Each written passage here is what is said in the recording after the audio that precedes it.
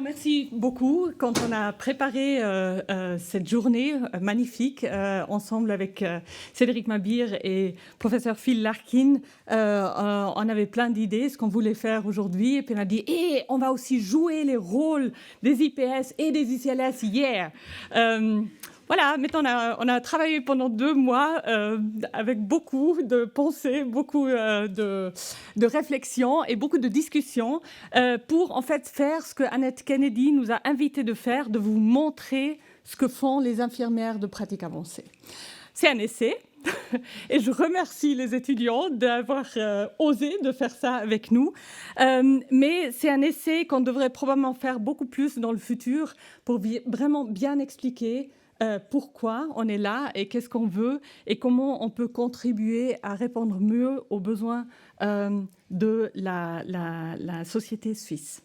Comment je fais maintenant pour avancer? Clique à droite? Non. Non. Non. Doesn't move. OK. Alors, vous connaissez, je crois, déjà ce schéma que vous avez probablement vu dans nos rapports annuels et puis sur notre site Internet. Mais juste pour reprendre encore une fois, alors l'infirmière clinicienne spécialisée, dans la perception de ce rôle qu'on a, elle passe bien sûr du temps avec des patients. Alors, elle reste une infirmière qui est hautement spécialisée pour une population spécifique et qui va mettre son savoir, et ça c'est beaucoup plus important, à disposition pour toute une équipe soignante et qui va aussi proposer des innovations pour le système de santé pour encore mieux répondre aux besoins d'une population spécifique. De l'autre côté, on voit les infirmières praticiens spécialisés qui, eux, ont beaucoup plus de temps à disposition pour consulter des patients. Bien sûr, eux, ils vont aussi participer au développement du savoir et des offres dans des équipes et de développement des offres à la population suisse dans le système de santé, mais primordialement, le temps qu'ils ont à disposition, ils vont le mettre à disposition pour des patients pour les consulter. Les 2 rôles restent des rôles infirmiers, les 2 se centrent sur la personne, intégrant la famille et ses proches. Si on regarde comment la situation a évolué en Suisse, depuis 2000, on forme des infirmières au niveau master. En Suisse, c'était l'Université de Bâle qui a commencé, ensuite l'UFRS. Il y a des autres écoles dans toute la Suisse qui offrent des programmes de master en sciences infirmières. Et c'est la SUPSI au Ticino qui nous a joints en 2018. Et puis, si on regarde comment ceci résonne avec la pratique, on doit quand même constater que jusqu'en 2017, il n'y avait aucune base légale qui a clarifié quelle était l'étendue de pratique de ces infirmières avec un master. Depuis 2019, on estime, on n'a même pas les chiffres, mais on estime qu'il y a plus que 500 infirmières qui sont formées maintenant avec un master en sciences infirmières. Il y a eu une enquête qui était publiée en 2013 où on voyait qu'à peu près la moitié des infirmières qui étaient formées au niveau master sont allées dans les autres écoles et puis l'autre moitié dans la pratique clinique. J'ai l'impression que si on referait une telle enquête aujourd'hui, qu'il y aurait plus d'infirmières qui retournent en pratique clinique et un peu moins parce que le marché des autres écoles c'est un peu saturé, si j'ose le dire comme ça. Mais on voit aussi avec nos étudiants qu'il y a de plus en plus des étudiants qui vraiment veulent retourner en pratique clinique. Ce slide, peut-être, il est un peu bête parce que ce que Denise Bryant-Lucosius va nous présenter après est beaucoup plus proche de notre réalité des 2 rôles, des infirmières cliniciennes spécialisées et des infirmières praticiens spécialisés.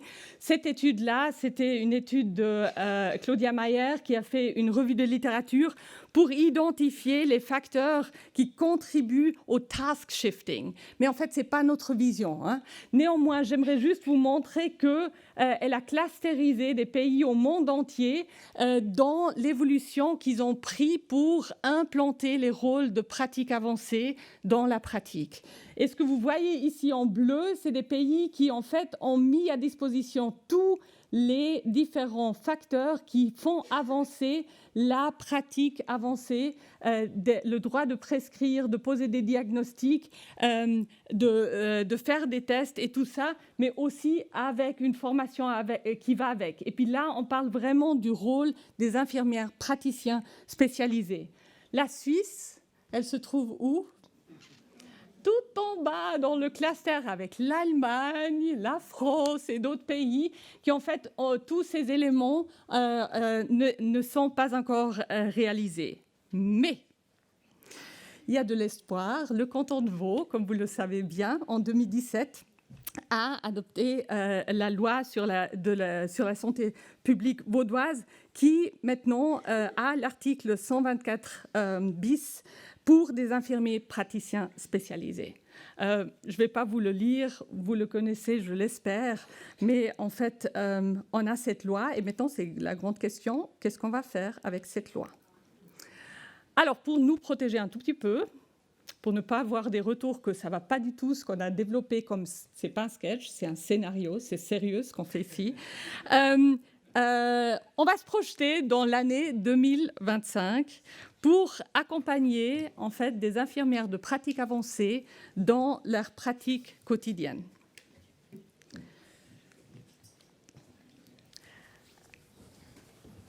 Madame Delafleur, de 42 ans, présente des douleurs abdominales en évolution depuis 2 jours.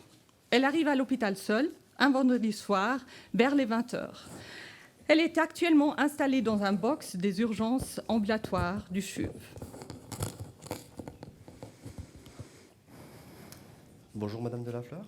Bonjour. Je m'appelle Alberto, je suis infirmier praticien spécialisé. Je serai responsable pour votre prise en charge aujourd'hui en collaboration avec les médecins. Je sais que vous avez mal au ventre depuis 2 jours maintenant. Est-ce que vous pouvez me dire un peu plus, s'il vous plaît ? Oui, effectivement, j'ai très mal au ventre depuis 2 jours. Je n'ai pas l'habitude d'avoir mal au ventre comme ça et je ne sais pas trop ce qui se passe. Est-ce que vous permettez que je pose quelques questions pour mieux comprendre la situation ? Bien sûr. Okay. L'IPS procède à l'anamnèse en s'appuyant sur un systématique visant à caractériser les symptômes, en l'occurrence la douleur. La systématique PQRSTUI, que vous voyez bien ici, est un exemple où, avec un moyen mnémotechnique simple, nous pouvons explorer toutes les dimensions du symptôme. Ensuite, l'IPS réalise une anamnèse par système visant à identifier toutes les pistes diagnostiques en passant en revue tous les systèmes pour bien s'assurer de l'origine la plus probable de cette douleur. Cette approche permet la détection des signes d'alarme cachés et de voir la répercussion globale de la douleur. Finalement, l'infirmière praticien spécialisé analyse systématique le terrain clinique de Madame Delafleur en cherchant des éléments qui peuvent changer son analyse avec le système AMPLE et les signes vitaux. Pendant toute l'anamnèse, l'infirmière praticien spécialisé est particulièrement attentif à l'identification des signes d'alarme immédiats, les drapeaux rouges. Dans ce cas particulier, le risque étant la présence d'une hémorragie abdominale. Merci beaucoup d'avoir répondu à mes questions, Madame Delafleur. Je sens très inquiète par rapport à cette situation-là. Oui, effectivement, en fait, je suis déjà de température anxieuse, de nature. Mais là, ce qui se passe, c'est que j'ai une famille, je suis mariée, j'ai 2 petites filles. Et ça fait 2 ans que je suis au chômage. Et là, je viens juste de trouver un emploi chez un fleuriste et je dois commencer lundi. Okay. Et en fait, on est vendredi et je ne sais pas du tout si je vais pouvoir aller au travail lundi. Je ne sais pas ce qui se passe. Okay. Si je comprends bien, votre question, c'est de savoir si vous pouvez aller travailler lundi. Exactement. Alors, pour le moment, je n'ai pas assez d'éléments, c'est très précoce. Néanmoins, j'ai besoin de vous examiner si vous êtes d'accord. On n'aura plus d'éléments ensuite. D'accord. Est-ce que ça va aller pour vous ? Oui, merci. On va vous examiner. Montrez-moi vos mains, s'il vous plaît. L'IPS réalise l'examen physique de la patiente. Cet examen est ciblé sur les plaintes de la patiente, en l'occurrence une douleur abdominale. Quelques hypothèses diagnostiques élaborées pendant l'anamnèse guident l'examen de l'infirmier praticien spécialisé choisi et l'infirmière praticien spécialisé choisit ainsi les tests cliniques qui le permettent de valider ou d'éliminer ces hypothèses. Ici, il effectue des tests cliniques visant à recueillir le plus d'éléments possible pour pouvoir décider du diagnostic différentiel. Vous me dites ça fait mal. Hein? Juste tenir les mains comme ça. Merci.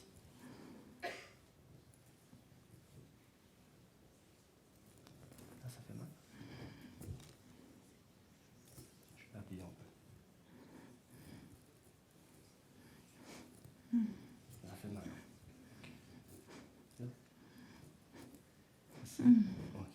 Très bien. Vous pouvez juste lever votre jambe, s'il vous plaît. Là, ça fait mal. De l'autre côté. Ok. Une dernière fois, je m'excuse. Ça fait mal. Un petit peu. Ok. Comme madame, j'ai fini mon examen clinique. C'est grave, docteur? Alors, je ne suis pas médecin, madame Lafleur, je suis infirmier praticien spécialisé. Ok. Si ça vous rassure, je n'ai pas trouvé de critères de gravité, donc c'est plutôt une bonne nouvelle. Ok. D'accord. Merci. Néanmoins, pour avancer un peu, il nous faut des tests de sang, des urines, probablement une échographie du ventre pour qu'on aille plus éléments pour voir plus clair. D'accord. D'accord. Maintenant, l'important, c'est de soulager votre douleur. Ok. Je vais voir mon collègue infirmier Mhm. pour qu'on mette tout ça en route. Et puis, dès que j'ai des nouvelles, je viens vous voir. D'accord. D'accord. Merci. À tout à l'heure, madame Delafleur. À tout à l'heure.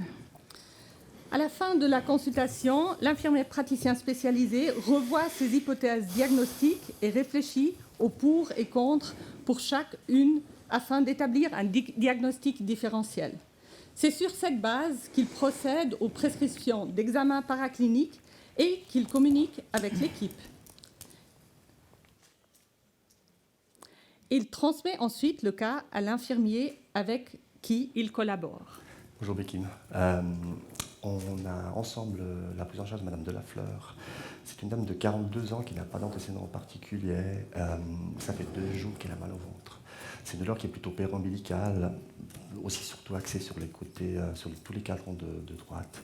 L'anamnèse et l'examen clinique sont très fortement suggestifs d'une appendicite. Néanmoins, il faut écarter d'autres problématiques cholécystiques ou quelque chose de gynécologique. Elle a 2 problèmes actuellement. L'un, c'est la douleur. Donc, je t'ai prescrit de la morphine pour que tu puisses gérer ça. Et en deuxième problème, c'est aussi, elle est très anxieuse. Elle a une anxiété qui est en lien avec la peur de perdre son emploi. Voilà pour ces 2 problèmes qu'on va gérer maintenant.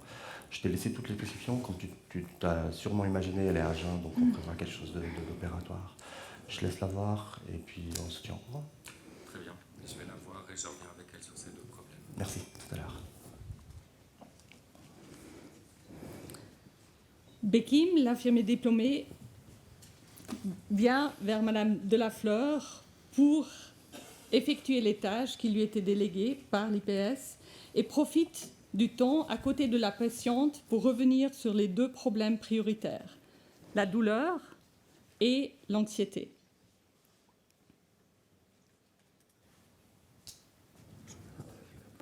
Chers des infirmiers d'urgence, je vais m'occuper de vous avec mon collègue Alberto.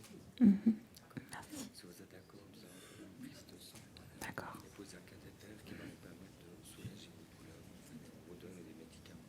D'accord. Merci.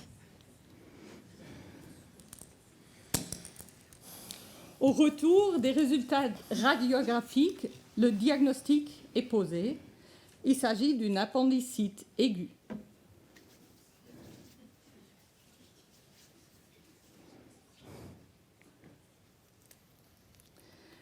L'IPS, alors l'infirmier praticien spécialisé, présente ensuite le cas au chef de clinique utilisant la méthode SBAR que vous voyez ici.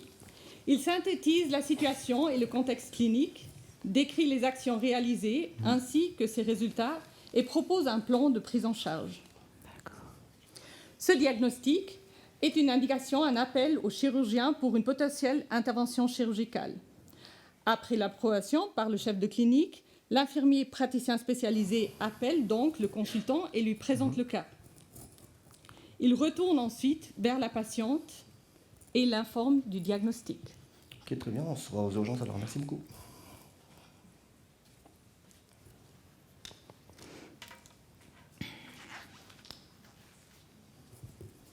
Dans ta poubelle.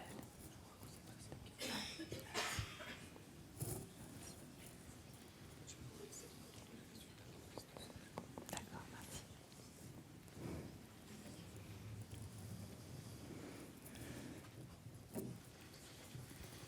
Me revoilà, Madame Delafleur. Comment ça va la douleur? Ça va. Ça va mieux. Alors, on a les résultats de tous les examens. J'ai revu tout ça avec mon chef de clinique. Je dois vous annoncer que vous avez une appendicite. Comment? Une appendicite. Une intervention? Alors, Mais c'est pas possible. Comment je vais faire pour aller travailler lundi? Madame Delafleur, je comprends votre anxiété, je comprends que tout ça bouleverse votre vie. C'est quelque chose qui arrive soudainement comme ça. Malheureusement, probablement, il y aura lieu à une intervention chirurgicale, comme vous l'avez déjà compris. Mais l'important maintenant, c'est qu'on vous soulage la douleur et qu'on traite la cause pour que vous puissiez être en forme le plus rapidement possible. J'ai déjà appelé le chirurgien. Ok, Il va me rejoindre aux urgences. On va venir vous voir ensemble. On va tout vous expliquer. d'accord. D'accord. Est-ce que maintenant, vous avez des questions ou des remarques, des demandes particulières? Non, pas précisément. Non. Est-ce que vous voulez appeler quelqu'un, peut-être? Bah peut-être appeler mon mari. Ok, c'est une très très très bonne idée. Je vous laisse vous appeler votre mari. Mais entre-temps, je vous sens toujours très angoissé par rapport à cette annonce diagnostique. Vous m'avez dit que vous êtes quelqu'un d'angoissé déjà. Par le passé, est-ce que vous avez utilisé des techniques pour gérer cette anxiété, comme la méditation, des exercices de respiration, par exemple? Alors j'aime beaucoup écouter la musique. J'ai une playlist. Ok, bah là, dans votre sac? Oui, dans mon sac. C'est magnifique. Alors, je vous donne votre sac. Je vous laisse de 1, appeler votre mari. Parfait. De 2, utilisez votre playlist pour essayer de descendre cette anxiété. Ok. Et rassurez-vous, par rapport à votre situation sociale et professionnelle, je vais communiquer avec mes collègues de l'étage que vous allez voir en post-opératoire. Et eux, ils vont faire le maximum pour vous aider dans vos démarches. D'accord. Merci beaucoup. J'attends le chirurgien. Et dès qu'il est là, on va venir vous voir ensemble et on va être un peu plus précis par rapport à la suite de prise en charge. Parfait. Merci beaucoup. N'hésitez pas à nous appeler si vous en avez besoin. Oui, À merci. tout à l'heure, Madame. À tout à l'heure. Au revoir. Madame Delafleur continue d'exprimer sa peur de ne pas pouvoir signer ce contrat, mais comprend le besoin de la chirurgie. Selon l'avis du chirurgien, l'infirmière praticien spécialisé prescrit encore un antibiotique et demande à l'infirmier d'organiser le transfert en chambre d'hospitalisation. Pour ce faire, Bekim, l'infirmier diplômé, utilise la formule IPAS selon le projet institutionnel Team Steps.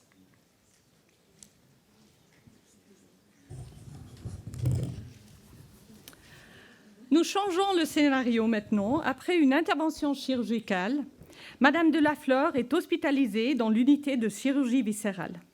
Nous observons Madame Lecoultre, qui est infirmière clinicienne spécialisée, qui rencontre l'équipe soignante avec l'infirmière Licus. Je ne sais toujours pas comment le dire en français, voilà, mais vous savez que c'est la personne qui gère l'unité, pour le colloque développement clinique hebdomadaire du lundi matin. Durant les 15 minutes attribuées à ce mini-colloque, l'équipe aborde un sujet d'actualité en lien avec la qualité des soins et le développement clinique du service, qui serait le sujet de la semaine. Le sujet du colloque aujourd'hui est le tableau de bord de prévention et gestion d'escarres du projet Performance. Bonjour, et puis merci beaucoup à vous de vous être organisés pour pouvoir participer à ce mini-colloque dédié au développement clinique de la semaine. Nous allons discuter aujourd'hui, comme vous pouvez bien voir, le tableau de bord qui parle de la prévention et puis la gestion des escarres. Pour rappel, ces données ils sont extraites de manière automatisée par le Data Warehouse et cet indicateur mesure le délai d'évaluation du risque d'escarre avec l'échelle de Braden du patient quand il arrive chez nous et évidemment de la documentation de ce risque dans notre dossier de soins. Nous avons mis en place un plan d'action il y a 6 mois Et les changements que vous avez implantés dans votre pratique, ils sont considérables. Et puis là, vraiment, je profite de ce moment pour vous remercier pour votre motivation et puis pour vos efforts. Nous pouvons constater la mise en application du plan d'action a induit, dans un premier temps, donc ici, une amélioration considérable. Mais après 2 mois, on peut constater maintenant qu'une évaluation assez peu favorable s'est installée. Ça, c'est la raison pourquoi, avec l'équipe d'encadrement, nous avons décidé d'en faire le sujet de la semaine. Voici comment, un bref rappel, comment on doit lire ce tableau. En bleu, vous voyez le taux de patients. Donc, vous avez toujours tout en haut, donc le nombre de patients total par mois, chez qui le risque a été évalué et documenté selon les recommandations, c'est-à-dire dans les 24 heures, une fois que les patients sont arrivés au CHUV ou alors dans notre unité. En violet, vous voyez le taux des patients chez qui le risque a été évalué, mais au-delà de 24 heures, c'est-à-dire donc soit après 24 heures, mais en tout cas avant la fin de son séjour dans notre unité. Et puis en orange, vous voyez le taux des patients chez qui le risque d'escarre au final n'aura jamais été évalué. Avant de vous donner la parole, je profite de vous rappeler quelles sont les recommandations de bonne pratique en lien avec ce sujet. Évidemment, tout d'abord, tout patient adulte qui arrive chez nous doit être évalué à l'aide de l'échelle Braden, et puis ceci dans un délai de 24 heures. Pourquoi ? Évidemment, donc, afin d'identifier c'est un risque d'escarre le plus vite possible, et puis ensuite pour permettre de mettre en application les mesures de prévention le plus tôt possible. La prise en charge de l'escarre comprend l'identification, mais également la prévention et puis la gestion, si jamais le patient devrait déjà arriver avec une escarre dans votre unité. Nous savons que les indicateurs nous fournissent seulement une information incomplète sur un phénomène, un dysfonctionnement ou même sur une situation. Et ce n'est pas le résultat qui compte, mais voilà, toute la réflexion et puis le chemin que nous menons pour résoudre le problème. Donc en voyant ces chiffres, à quoi pensez-vous ? Qu'est-ce que ça vous fait Moi, ces chiffres, ça ne m'étonne pas. Mais après, concrètement, on n'a pas le temps de faire tout ce qu'ils nous demandent. Parce que déjà, on n'a pas énormément de temps pour discuter avec nos patients. Et puis, on doit tout le temps documenter nos actions dans Soiriane. Et puis, en plus, là, dans l'équipe, il nous manque quand même 2 infirmiers. Parce qu'on a Elisa qui est en congé maternité. Et puis, Lucas qui s'est cassé une jambe. Donc... Oui, c'est juste. Et ce n'est pas parce qu'on n'a pas documenté le Braden qu'on n'a pas évalué le risque. Ce que vous dites est juste. Et je suis d'accord avec vous que l'absence de nos 2 collègues fait que votre quotidien, là, il est drôlement compliqué. Cependant, quand on a mis en place les items de notre plan d'action, on a identifié que pour l'entrée du patient, dorénavant, on utilise directement, on y va avec l'ordinateur pour pouvoir poser les questions et documenter nos soins en même temps, pour gagner du temps. Mais c'est juste aussi que le fait vraiment qu'on manque de documentation ne veut pas dire que la qualité des soins ne suit pas. Mais on a investi beaucoup d'énergie pour améliorer l'identification du risque d'escarre chez nos patients. Et si on ne documente pas nos soins, l'absence d'un tel indicateur dans un contexte de changement ne permet pas d'en évaluer les effets attendus. Il faut voir comme un guide qui soutient nos efforts réalisés pour améliorer la qualité de nos soins. Ces chiffres nous permettent également de nous baser sur des faits et non seulement des impressions. Et ces recommandations, elles ont toute leur utilité parce qu'ils permettent aussi des fois de ne pas passer à côté de personnes qui ne présentent au premier regard pas aucun risque de développer des escarres. Parce qu'ils sont jeunes, ils n'ont pas d'handicap apparemment, ils sont bien entourés par leur famille. Mais n'empêche qu'une douleur mal couverte, une peur de bouger ou toute une autre source d'angoisse ou d'anxiété peut faire en sorte que cette personne présente pour de vrai un réel risque de développer des escarres. Justement, on a une patiente qui rentre dans cette catégorie qu'on suit depuis, qui est arrivée ici un samedi suite à une appendicectomie. Et puis depuis, elle ne s'est pas levée du tout. Elle a refusé de se lever pour aller manger à la table, refusé de se lever pour aller à la douche, malgré les recommandations de l'équipe sur l'importance de se mobiliser. Et puis là, on ne sait pas trop quoi faire avec cette dame. Maintenant, je te remercie vraiment beaucoup de parler de cette situation. Si ça te convient, après le colloque, je viens vers toi et puis on regarde cette situation ensemble un peu de plus près. Oui, tout à fait. spécialisée et l'infirmière diplômée se retrouvent dans le bureau des infirmières pour évaluer la situation complexe. L'infirmière clinicienne spécialisée intervient dans la prise en charge des situations complexes, mais toujours en collaboration avec l'infirmière diplômée en charge de la situation. De cette manière, l'infirmière clinicienne spécialisée peut faire du coaching et évaluer l'application des recommandations de bonne pratique.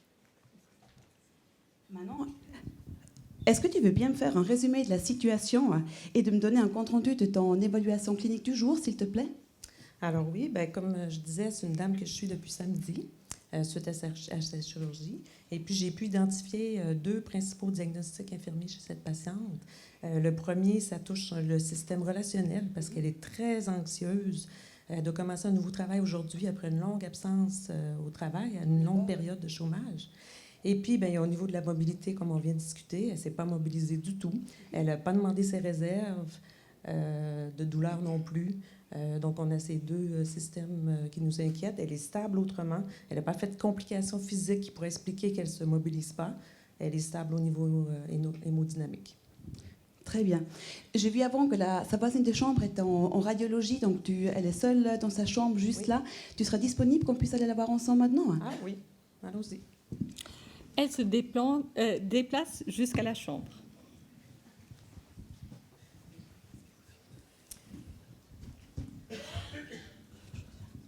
Bonjour, Madame Delafleur.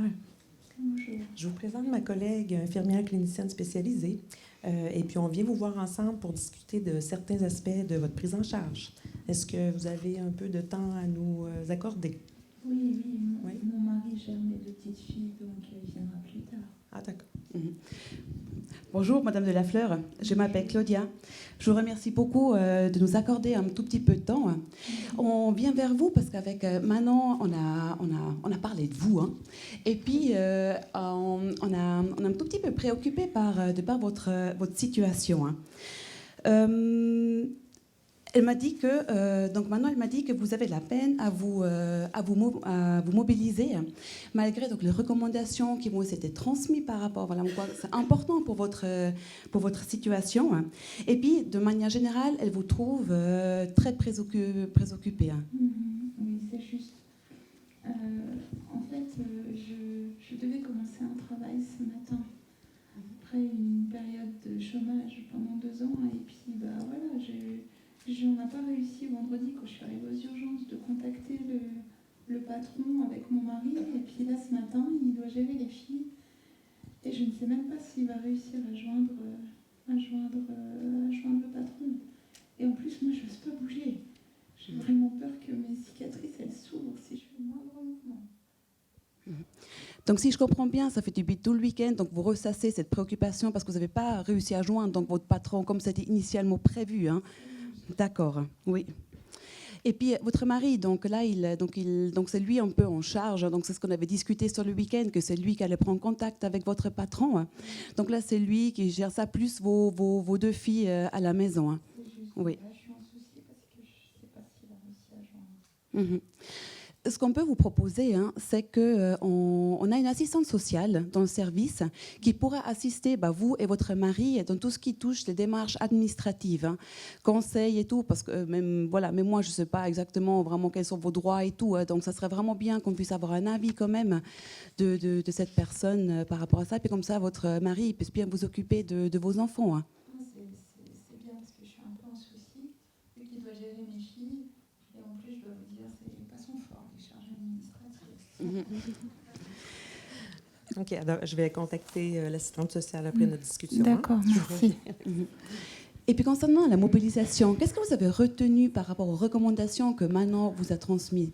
En fait, je dois me lever, certes, mais j'ose pas. J'ai vraiment peur que ces cicatrices, elles se rouvrent et puis que du coup, mon séjour il soit prolongé et puis que j'arrive pas à aller travailler. Ça, nous comprenons. Et vraiment, quand on est dans une situation comme ça, on se met toujours un peu dans cette position, on souhaite se protéger. Mais malheureusement, vous faites un peu l'effet contraire. Ah bon? Oui, la mobilisation après une intervention chirurgicale, elle a tout l'intérêt parce que suite à votre intervention, vous êtes quand même à risque de développer des caillots et d'autres problématiques. Et comme elle a dit Manon, donc voilà, vous avez différents médicaments pour vous aider, mais la mobilisation en fait grandement partie. D'accord.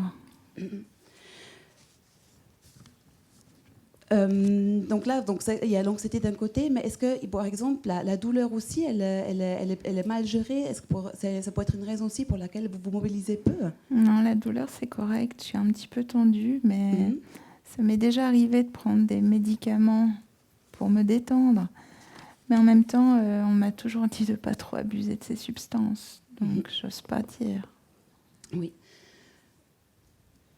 Je peux en parler à son médecin, hein. Je peux en parler au médecin de l'étage. Et puis, il va venir vous voir pour discuter avec vous, peut-être pour réajuster votre traitement. D'accord.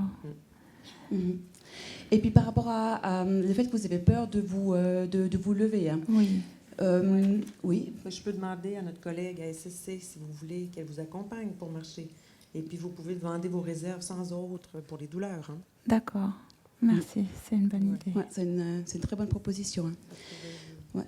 Par rapport à votre... Donc là, on a vu, donc vous ne prenez pas toutes vos réserves d'antidouleurs. Donc ça, c'est vraiment quelque chose de très important. Donc toutes ces doses, elles sont vraiment bien calculées par rapport à votre situation.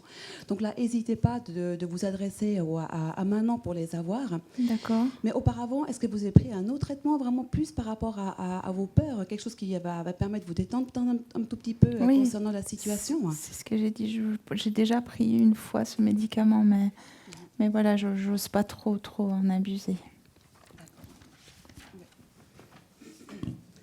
Voilà. Donc, on va regarder donc par rapport avec le médecin pour le traitement. Il y a donc l'aide-soignante qui va venir vers vous. Sinon, est-ce qu'il y a un autre sujet comme ça qu'on n'a peut-être pas abordé, que vous souhaiteriez investiguer un peu plus avec nous? Non, je pense que c'est tout bon. C'est tout bon. Merci. Donc, juste pour clôturer, est-ce que je peux vous demander de nous juste faire un tout petit résumé des modifications qu'on va apporter par rapport à votre plan de soins? Oui, alors si j'ai bien compris, vous allez me proposer l'assistante sociale pour m'aider dans mes démarches au vu du fait que j'ai pas pu me rendre au travail ce matin. Si j'ai des douleurs, il faut juste pas que j'hésite à demander pour avoir les réserves.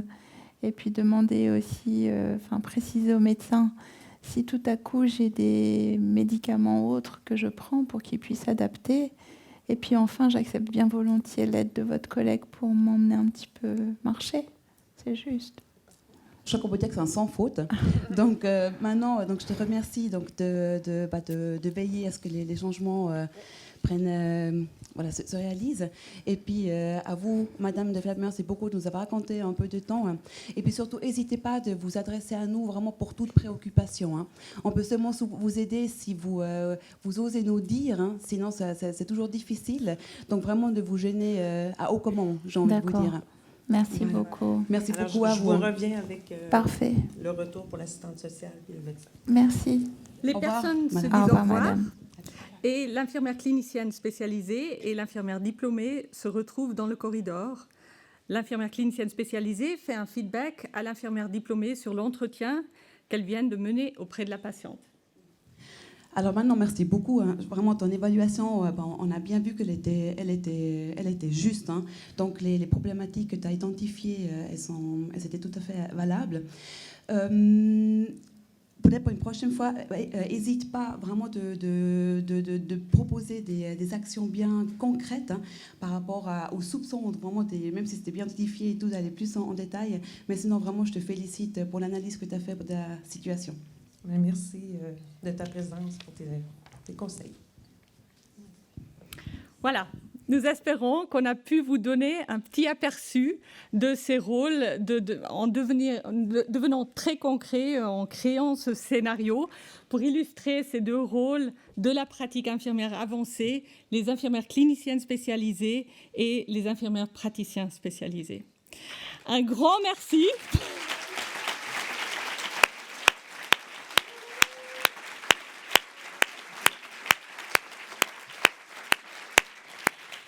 Un grand merci à l'excellente patiente qui, en fait, dans sa vie réelle est l'infirmière chef de service au département d'oncologie et qui avait juste le problème de passer dans une séance avec moi où elle avait évoqué qu'elle aime beaucoup les jeux de rôle. Et voilà.